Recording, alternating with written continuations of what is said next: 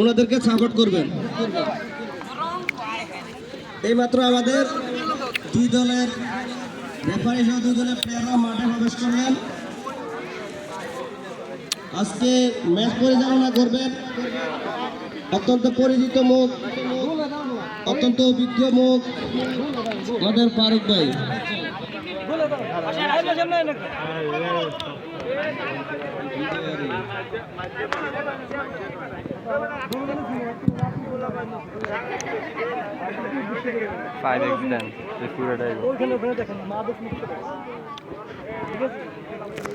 যারা বিনোদনের মধ্যে আছে তারাই কিন্তু